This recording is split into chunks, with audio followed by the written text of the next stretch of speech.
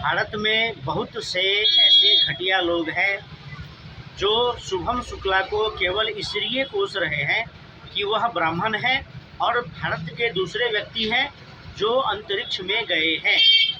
तो वैसे तो बहुत लंबे समय अंतराल बाद कोई भारतीय अंतरिक्ष में गया है और वह ब्राह्मण है, इसलिए उसका कुछ लोग विरोध कर रहे हैं।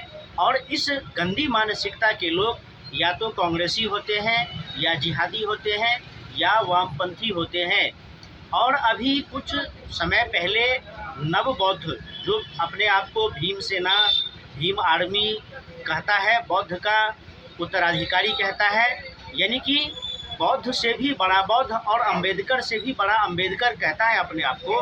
तो यह जो नव बौद्ध और अंबेडकरवादी जो गंदे घिनौने लोग, जहरीले लोग आजकल पनप रहे हैं धीरे धीरे भारत में, इतनी गंदी मानसिकता के हैं यह लोग, इतनी गंदी मानसिकता के हैं ये लोग कि सोशल मीडिया में लिखते हैं, सोशल मीडिया में शुभम शुक्ला का फोटो लगा करके और कहते हैं कि देखिए कि अंतरिक्ष में इतनी सारी जनसंख्या है भारत में, लेकिन अंतरिक्ष में केवल ब्राह्मण ही जाता है, यहाँ एक अघोषित आरक्षण है।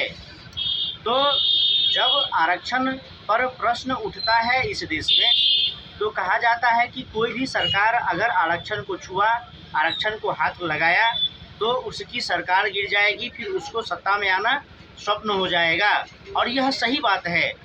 जातिवाद के नाम पर जो आरक्षण दिया जाता है देश में, यह सबसे बड़ा फ्रॉड है। इस देश में बहुत सारी चीज़ें हैं जो इस देश का बहुत बड़ा अहित कर रहा है, उसमें एक आरक्षण भी है। जातिगत आरक्षण के नाम पर अयोग्य लोगों को पदों पर बिठा दिया जाता है, पद दे दिया जाता है, लेकिन क्या होता है तो गुणवत्तापूर्ण कार्य नहीं हो पाता है। एक सामान्य वर्ग का छात्र है जो एक सामान्य वर्ग का छात्र जो सबसे अधिक फीस देता है, सबसे अधिक नंबर लाता है, लेकिन वह ऑफिसर नहीं बन पाता है, मेडिकल इंजीनियरिंग कॉलेज में उसका एडमिशन नहीं हो पाता है, क्योंकि किसी के लिए पहले से सीट आरक्षित है, उसको पहले होगा तब किसी सामान्य वर्ग के छात्र को होगा। और कोई आरक्षण वाला है, उसको 50% नंबर आया है, उसको फीस भी कम लगता है, उसको बहुत सारी सरकारी सुविधाएं दी जाती है, तो कोई 50 नंबर ला करके ऑफिसर बन जाता है, कोई 50 नंबर ला करके इंजीनियरिंग कॉलेज, मेडिकल कॉलेज में एडमिशन ले लेता है, और कोई बहुत अधिक पूरा फीस भरने के बाद भी 100% नंबर लाने के बाद भी ऑफिसर नहीं बन पाता है और इंजीनियरिंग मेडिकल कॉलेज में उसका एडमिशन नहीं हो पाता है।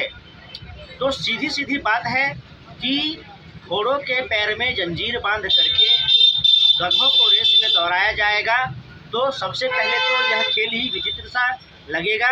और दूसरी बात कि घोड़ा और गधा ताकतवर होता है, शक्तिशाली होता है, फुर्तीला होता है, वह तेज दौड़ता है, और गधा एक अलग विषय होता है।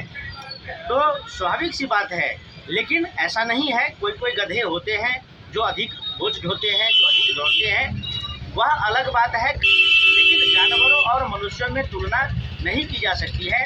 लेकिन यह जो आरक्षण व्यवस्था है, जानवर वाली व्यवस्था से थोड़ी भी कम नहीं है, क्योंकि इसको जिसने भी बनाया उसमें बुद्धि नहीं थी। आज हम सामाजिक समरसता की बात करते हैं, कहते हैं कि संविधान सबके लिए बराबर है, संविधान सबके लिए बराबर है, कोई ऊंच नीच छोटा बड़ा नहीं है। तो फिर कोई अल्पसंख्यक है, किसी को जाति के नाम पर आरक्षण है, किसी को अल्पसंख्यक के नाम पर आरक्षण है, किसी को जाति के नाम पर सरकारी मुआवजा दिया जाता है, वजीफे दिए जाते हैं, और किसी को कम जनसंख्या है इसके नाम पर आरक्षण दिए जाते हैं, संरक्षण दिए जाते हैं। और देखिए कि ऐसी गंदी मानसिकता के लोग सबसे पहले तो ब्राह्मण विरोध की राजनीति इस्लामिक आक्रांता भी करते थे, ब्राह्मण विरोध की राजनीति इस्लामिक आक्रांता भी करते थे, ब्राह्मण विरोध की राजनीति जो ईसाई आक्रांता अंग्रेज थे वह भी करते थे, और ब्राह्मण विरोध की राजनीति बाद में जो भी राजनीतिक दल आए हैं भारत में, वह सब भी ब्राह्मण विरोध की राजनीति करते हैं। क्योंकि मतदान में, वोट में, मतदान में ब्राह्मणों का जो योगदान है वह बहुत कम है। क्यों? क्योंकि ब्राह्मण 3% ही है। तो ब्राह्मण का वोट में कोई योगदान नहीं होता है, तो उनको राजनीतिक रूप से एक, जैसे कि समाज से अलग कोई व्यक्ति होता है, कोई समूह होता है, उस प्रकार से देखा जाता है। यानी कि ब्राह्मण को राजनीतिक रूप से उपेक्षित किया जाता है, देश में साइड रखा जाता है और कोई ध्यान नहीं दिया जाता है। बल्कि जब राजनीतिक लाभ के लिए अगली पिछड़ी में लड़वाने की बात आती है, तो फिर ब्राह्मण वर्सेस यादव, ब्राह्मण वर्सेस दलित, ब्राह्मण वर्सेस मुस्लिम, ऐसे बहानेबाजी और ऐसे नारेबाजियाँ गढ़ी जाती है। तो यह जो जहरीली, विषैली और गंदी मानसिकता है, वह अब अंतरिक्ष में कोई ब्राह्मण जा रहा है, इस प्रकार से किसी को मौका मिल रहा है और वह अपनी गंदी मानसिकता का परिचय दे करके एक माहौल बनाने का प्रयास करता है, ब्राह्मण विरोधी माहौल बनाने का प्रयास करता है कि एक ब्राह्मण अंतरिक्ष में गया, कोई दलित क्यों नहीं गया? कोई दलित क्यों नहीं गया, यह सवाल अम्बेडकर से पूछो। कोई दलित क्यों नहीं गया, यह तुम अपने दलित के मसीहा, जो तुम्हारे बड़े बड़े दलित के नेता हैं, उनसे जाकर के पूछो। तुम देश के कानून से पूछो, देश के संविधान से पूछो कि कोई दलित अंतरिक्ष में क्यों नहीं गया। जबकि तुम्हें आरक्षण की बैसाखी दी गई है, तुम 10-10 साल तक, 20-20 साल तक सरकारी पैसे से, देश की जनता के टैक्स के पैसे से थीसिस करते रहो, तुम्हें कोई कुछ कहने वाला नहीं है। मायावती, अखिलेश यादव, चंद्रशेखर रावण, लालू यादव, बहुत सारे, राजद हो, सपा हो, बसपा हो, भीम आर्मी हो, यह सब जाकर के देखो। यह लोग 10-10 लाख के जूते पहनते हैं, 5-5 करोड़ की गाड़ियों पर घूमते हैं और 50-50 करोड़ के बंगले हैं इनके। और जब भी दलित बेटा के साथ कुछ होता है, यह लोग राजनीतिक टूरिज्म, पॉलिटिकल टूरिज्म बना करके जाते हैं तुम्हारे दरवाजे पर। लेकिन आज शुभम शुक्ला अंतरिक्ष में गए हैं तो तुम्हारे पेट में दर्द हो रहा है, मरोड़ हो रहा है। और आजकल देखते हैं, आजकल आए दिन ब्राह्मणों पर हमले होते हैं। आज ब्राह्मणों की बहन बेटियां समाज में सुरक्षित नहीं है, आज ब्राह्मण समाज में सुरक्षित नहीं है। चुनाव व्यवस्था में भी कौन मुखिया बनेगा, कौन सरपंच बनेगा, इसका भी आज आरक्षण के आधार पर निर्णय हो रहा है। बहुत सारे पंचायतों में यह नियम है कि इस बार केवल दलित ही उम्मीदवार होंगे और कोई उम्मीदवार हो ही नहीं सकता है, क्योंकि दलितों का उत्थान करना है। और जब कोई दलित मुखिया सरपंच बन जाते हैं तो उनके मन में जो जहर भरा होता है, उनका पहला अटैक होता है ब्राह्मणों की बहन बेटियां, ब्राह्मणों की जमीन जायदाद और ब्राह्मणों का संपत्ति। तो आज ब्राह्मण देश में दोयम तेयम नहीं, 10वें दर्जे का नागरिक है। और इतना जहर भरा जाता है लोगों के दिमाग में ब्राह्मणों के प्रति कि आज सब ब्राह्मण को मार काट करके खाना चाहता है। लेकिन यहाँ यह भी कहना उचित है कि ब्राह्मण ही है कि यह भारत देश टिका हुआ है, ब्राह्मण ही है कि ज्ञान विज्ञान की परंपरा टिकी हुई है, ब्राह्मण ही है कि यह सनातन हिंदू धर्म भारत राष्ट्र टिका हुआ है, अन्यथा यह कब का समाप्त हो गया होता। तो आज जो जय भीम कहते हैं, अपने आप को बौद्धों से भी बड़ा बौद्ध कहते हैं, अपने आप को दलितों का मसीहा कहते हैं, अगर उसमें जरा भी नमक हलाली होगी तो वह स्मरण करेंगे कि ब्राह्मणों का क्या योगदान है इस देश के लिए, जो ब्राह्मणों ने बलिदान दे करके, इस अपना खून दे करके, बलिदान दे करके, अपने तपोबल से इस धरती को बनाया है, सींचा है। और दलितों को, पिछड़ों को, जो अपने आप को दलित कहते हैं, पिछड़ा कहते हैं, उनको इस योग्य बनाया है कि आज समाज में खड़े होकर ये कहते हैं कि हम हिंदू हैं या हम फलाने जात के हैं। नहीं तो ऐसे ऐसे विपदाएं, आपदाएं आई हैं भारत देश में, ऐसे ऐसे आक्रमण हुए हैं भारत देश पर कि सब समाप्त हो गए होते। ब्राह्मण ही थे, उनके बच्चे ही थे जो जाते थे युद्ध में लड़ने के लिए। और यह भारत राष्ट्र और यहाँ के लोग अपने आप को कहते हैं कि हम फलाने जात के हैं, हम हिंदू हैं और हम भारतीय हैं। तो एहसान मानो, कुछ सीखो। बैसाखी, आरक्षण की बैसाखी लेकर के तुम सरकारी नौकरी पा सकते हो, तुम डॉक्टर इंजीनियर बन सकते हो, लेकिन पुल कैसे बनाया जाएगा, सर्जरी कैसे की जाएगी, यह तुम्हें सीखना होगा। इसके लिए तुम्हें ब्राह्मणत्व पैदा करना होगा अंदर, जो तुम्हें ब्राह्मणों से ही मिलेगा, जो तुम्हें शिक्षा से मिलेगा। आरक्षण तुम्हें शिक्षा नहीं दे सकता, आरक्षण तुम्हें संस्कार नहीं दे सकता, आरक्षण तुम्हें इज्जत, प्रतिष्ठा, मान सम्मान नहीं दे सकता। आरक्षण की बैसाखी से तुम नौकरी प्राप्त कर लोगे, रुपया कमा लोगे, और जो विष होते हैं समाज में, जो जहर फैलाते हैं, उनके बहकावे में आकर तुम गाड़ियाँ तोड़ोगे, ब्राह्मणों को गाली दोगे, इससे अधिक तुम कुछ कर नहीं सकते। वास्तव में उन्नति करना चाहते हो तो ब्राह्मणों के आगे झुको, मंदिरों में पूजा पाठ करो, प्रणाम करो। कहा गया है, शास्त्रों में कहा गया है कि जो ब्राह्मण, क्षत्रिय, वैश्य, शूद्र हैं वह सब एक अंग है, एक परिवार के, एक देश के, एक समाज के अंग है और सबका अपना कार्य निर्धारित है। अब कोई वामपंथी आता है कि मनुस्मृति जलाओ, तो मनुस्मृति जलाने से कुछ नहीं होने वाला। चाइना वामपंथी देश है, रसिया वामपंथी देश है, जा कर के देखो वहाँ पर कि वहाँ पर मस्जिद मजारे नहीं मिलती, बहुत सारी बातें हैं। तो आज जो भारत में वामपंथियों के साथ जिहादियों का जो गठबंधन है, इस पर भी वामपंथियों को सोचना चाहिए, क्योंकि यह अंग्रेज और इस्लाम और ईसाइयों के द्वारा ही लूटा गया भारत को।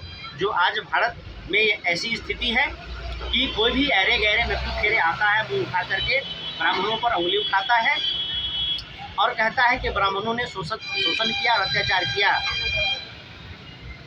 1950 में भारत का संविधान लागू हुआ है, 1947 में देश आज़ाद हुआ और आज आकलन करने की आवश्यकता है कि आरक्षण से किसका लाभ हुआ, कितना लाभ हुआ, दलितों का कितना उत्थान हुआ, क्या वह ब्राह्मणों से भी आगे निकल पाए।